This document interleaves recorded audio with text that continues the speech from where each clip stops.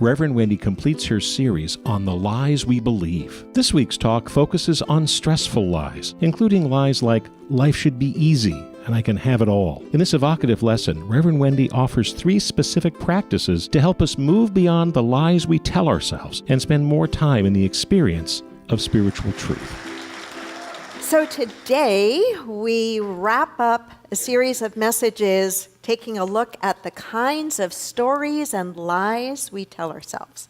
So it is my hope that if you've been with us for some of the previous lessons, that you've kind of been ramping up your attention around your self-talk, that you've been noticing, gee, are there some stories I seem to keep telling myself about what's possible or who I am or how life works? Today I want to talk about lies that are stressful. And actually I think all of them are stressful. But I want to talk about ones that I think really specifically create a great deal of stress in our lives. We live inside of the stories we tell ourselves, right? We live inside the stories that we tell ourselves, and they mold and they shape our relationships, our attitudes. They mold and shape what we say yes to, what we say no to. And they can either lift us up or crash us down. So stressful lies, things that we tell ourselves that just create undue stress. One of the interesting things about stress is that it doesn't seem to matter whether we have a good reason for being stressed. The result of the stress in our body and our life is the same. Whether we have a really good reason for it or not, it still impacts us in the same way. So what are some of the stories that we live within that seem to generate a great deal of personal stress? I bet you're going to guess this first one. I can have it all. I can have it all. Can you have it all? You're not so sure? No, you cannot have it all. You cannot have it all. And there is a piece of metaphysics that seems to suggest that you can have it all. There seems to be a piece of metaphysics that suggests, some of you are nodding your head, that yes, you can have it all. But you know what happens?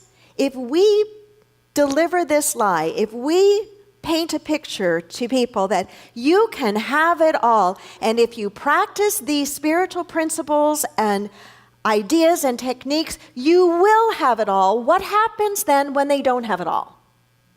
What happens? How are they feeling? They're feeling defeated. They're feeling perhaps like, well, there must be something either wrong with these teachings or there must be something wrong with me. Because if the teachings are true and I'm applying them, then I should be able to what? Have it all. When we live in this lie, I can have it all, when we don't have it all, we not only feel defeated, but we feel a lot of stress, a lot of unnecessary stress. Why can't we have it all? Why can't we have it all? We don't have any place to keep it all. Well, certainly talking about stuff, but I'm not just limiting it to stuff, and I know you know I'm not. The reason we can't have it all is because all is bigger than, is more than our individual container of time and space can hold. Take that in for a moment. The reason we can't have it all is that our individual container of time and space can't hold it all. Imagine if you stopped this lie. You stopped believing you could have it all. Would you feel in a way like you just put down a great big weight, a great big burden? We are not big enough, our container of space and time is simply not big enough to hold it all. Let me ask you a question. Right now, in this individual lifetime that you have, this lifetime, how many bodies do you have? Boy, that was a very lukewarm. You have one body in this physical life form right now. You have one body, which means it's only going to be in one place at a time, right? Is that not a limitation? It's a limitation. Any limitation would automatically discount the idea then that you can have it all. If you just somehow do everything all right, you can have it all. How many hours are there in a day? 24. Can you pray for any more? Well, yeah, you can pray for more, but is it going to get you any more hours a day? No. And even though there are many things that we can do and we ought to do that can help us live a longer life, the reality is we all have an expiration date. We don't all know what that expiration date is, but we all have an expiration date. So the lie, I can have it all, causes us a tremendous amount of stress. You can have whatever you really, truly, deeply want and are willing to do the inner and outer work equivalent to it to create it. That you can have, and that is fantastic. Wouldn't you agree? It's just that you can't have it all. And the truth of the matter is you probably wouldn't want it all anyway, right? Another lie that creates a tremendous amount of stress in our lives. I have to really be careful with this one because I have not mastered this one at all, and I'm still working on it. The second one, I can do it all. I can do it all. From personal experience, it is exhausting to live within that story. I can do it all. I can do a lot, and so can you. But a lot is not the same thing as holding ourselves hostage to this lie that somehow we can do it all. My heart breaks for a lot of parents today, single parents and parents that are parenting together, in that we seem to have added so much more activity and stuff and expectation on being a parent today. Yes, it's really important to parent well, but my heart breaks because I see how many moms and dads are so exhausted trying to manage it all, trying to maintain a livelihood, trying to maintain their home, trying to be there for every single activity that kids have. I remember when I was trying to find a sports activity for Jennifer, our daughter, to participate in. Every single activity that I looked for, every single one, involved Saturday and Sunday commitments. Now, I have a problem with a Sunday commitment, right? But I thought, my goodness, what does that do to family life if mom and her dad are working Monday through Friday, and then there's all of this extra gotta do it all expectation because the other parents seem to be doing it, and there goes Saturday and Sunday, and exhausting, right? Stressful? Stressful? You bet stressful. You bet stressful. We can do a lot, but we've got to be very selective in what we do. And that's the truth we need to tell ourselves. What is it that really feeds my heart and soul? What is it that really matters? And getting really clear on that. Jesus said, put God first and all these other things will be added unto you. And he wasn't talking about stuff. And I think we can even expand this beyond the obvious religious or spiritual idea of the statement, put God first and all these other things will be added unto you. I think when we get really clear at what is the most important things in our life or experiences or aspects of our life, and we focus on that, a couple of things will happen. It'll become easier to say no or not now to everything else, and we will begin to create some internal spaciousness for ourselves. I think we as a society and a people are suffering deeply in that we have filled so much of our time and our day and our homes and everything else with so much that there's not a spaciousness within us that our very heart and soul craves. And so it's a matter of deeply and I think regularly pausing and asking ourselves, where am I investing the very essence of my life?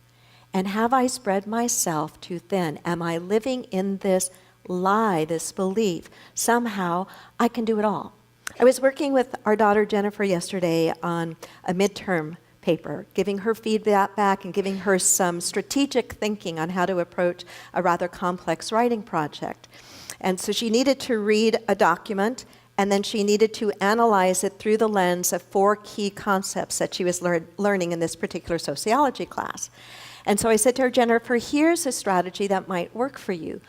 As you read that document, as you read that paper, begin to highlight just the key parts of it that you recognize speak to a specific teaching point that you're trying to learn. And then you can go back and begin to do the analysis. But just highlight the pieces. And knowing my daughter well and the experiences we've had working together, she's had a tendency, when she highlights, to highlight almost everything. Some of you can relate, right? You have a favorite book and suddenly you start highlighting everything. What does that basically do? It means then the really important things don't stand out. If you highlight everything, you might as well have not highlighted anything. And so to break the spell of this story, I can do it all, is to ask ourselves, if I were to take a yellow highlighter to my life, what would I be highlighting? What would be the real, important, non-negotiable, this really matters? And make sure that we haven't highlighted every single thing, okay? Third of the 5 stressful lies is, I am what has happened to me. I am what has happened to me. That's a lie. The truth is, what has happened to you has definitely had an impact on you. Some of it has probably been tremendously growth-producing and joyful and helpful, and some of it may have been very painful and very, very difficult. So there's no question that what has happened to you in your life, your family of origin, your life circumstances growing up, all of that has impacted you. But the truth is that you are not what has happened to you. You are more than that. You are more than that. I'm reminded of that Ricky Byers Beckwith song that says that very thing. I am more than this. I am more than this. Think of something significant that wasn't so great that happened in your life that has impacted you. Can you think of it? Take your hand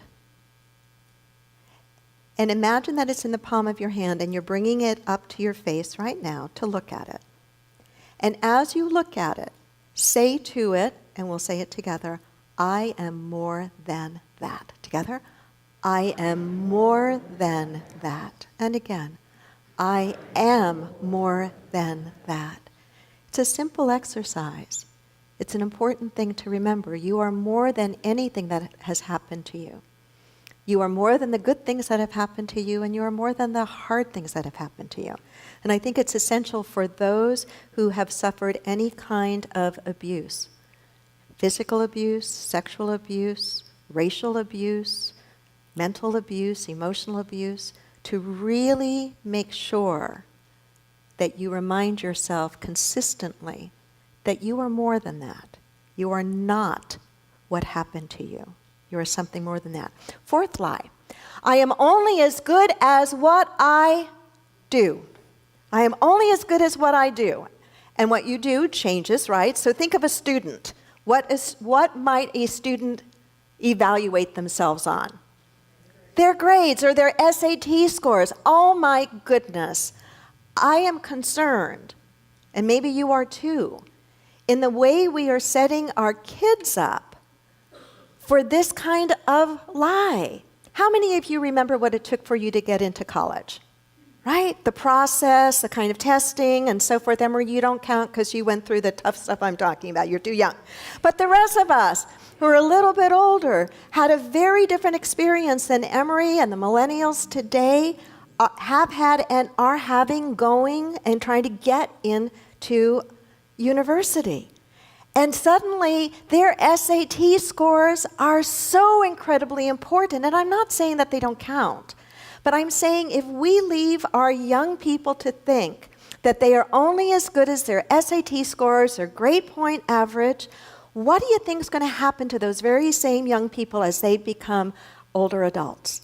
If they still believe I am only as good as the grade I get, then as we get older, it's I'm only as good as the stuff I own. I'm only as good as my last performance review. I'm only as good as how much money I earn. I'm only as good as how successful I look. Would you not say that that's a stressful way to live? It's a very stressful way to live. Does our performance say something about us? Yes. Does it paint a full picture of us? No. No. Are you really only as good as the biggest mistake you've ever made? Or the worst grade you've ever gotten? Of course you're not. Of course you're not. It goes back to the previous, I am more than this. I am more than this. And the last lie that causes a lot of stress and also causes some, what's the word I'm looking for? Unintended consequences, is the lie that says life should be easy and fair. Both. Life should be easy and life should be fair. Have you noticed it doesn't always appear that way, and it certainly doesn't always feel that way? The more that I live, the more that I study and try to practice the things that I know spiritually and the things I believe spiritually, the more I come to also appreciate that there is a whole lot that justifies any rational explanation. And that I can still, and I do, hold to the spiritual truths that I believe in, still knowing that they don't always answer in a very satisfactory way some of the things that are happening right here and right now, whether it's in my life or in the world. M. Scott Peck, in his best-selling book, began the book with these words, life is difficult. Would you not say that there's a lot of truth to that? It's not always difficult. But the fact that our experience may be right now, my life is difficult, does not automatically mean somehow you're doing something wrong. Life is difficult. Once we truly know that life is difficult, once we truly understand and accept it, he writes, then life is no longer difficult. It's one of those divine paradoxes. And some of the results of believing this lie, besides being stressful, this lie that life should be easy, that life should be fair, is that when it doesn't show up that way, when something doesn't seem fair and we haven't been able to wrap our mind around the why of it, or when it doesn't seem easy, then it's very simple for us. It's very almost automatic that if we're not careful, we're going to fall into the state of bitterness. And there are a lot of people that feel bitter because they're believing this lie that somehow life is always meant to be fair and is always going to be easy. And when it's not, then we feel bitter because it's not. Or this lie, life should be easy, can cause people to want what they want when they want it, which is right now, and not realize that sometimes we have to delay gratification. I think that's one of the stronger demonstrations of true emotional and spiritual maturity, is the ability to delay gratification. We could look at that even from the standpoint of meditation practice. Why do most people go into a meditation practice? Because they want a certain result. Maybe it's enlightenment they're looking for. Maybe it's peace of mind that they're looking for. Go into meditation for a certain result, and we want it to happen quickly. And when it doesn't, what do we tend to do? We give up. We give up. We don't realize that the blessing of the practice of meditation may take a very long time before we really begin to deeply, deeply feel it. On many other levels, this whole idea of delaying, not being able or willing to delay gratification gets us into all sorts of problems, whether it's in our relationships, whether it's in our personal growth. We pop into this class, into that seminar, into that training that promises us success or promises us enlightenment or promises us the ability to fix our marriage, change our life, and when it doesn't happen overnight or that weekend, we go, all right, and we're on to what? The very next thing. The very next thing. So I've shared with you 5 lies that create really unnecessary stress in our lives, that when we feel, and here's a way to look at it perhaps, when we feel stressed in our life, step back and ask yourself, am I telling myself any one of these stories? Whether it's the I can have it all story, I can do it all story, I am the result of my performance, I am just my past, and so forth. Step back and ask, what story am I telling myself? And what I know is as soon as I'm willing to step back and ask myself a question, just that very act helps me, some of you are nodding to it, just that very act helps to shift me out of the thing I was just doing. I'm going to close with 3 very quick ideas. Quick practices. What you tell yourself every day will either lift you up or tear you down. What are you telling yourself every day? It will either lift you up or tear you down. So what are you telling yourself every day? Second, surround yourself every day with people who will lift you up. And please don't say you can't find them. Look to your right now. Well, okay, that doesn't work, does it? If you all look to your right, look at each other. Right? Surround yourself. I mean, it's one of the reasons we're doing life groups and so committed to that, to helping us connect with people that can lift us up every day. It's important. And this last one, I think, is so, so important. Do not ever, ever, ever, ever, ever, ever, are you getting the picture? Do not ever believe the things you tell yourself when you are really sad and when you feel really lonely. Don't believe those things. Namaste. Many people enjoy Reverend Wendy's talks and meditations and aren't able to attend the Unity Center in person. If you're part of our extended family from around the world and would like to help support the Unity Center, please go to our website or download our free app, which offers even more ways to connect with the Unity Center. Namaste.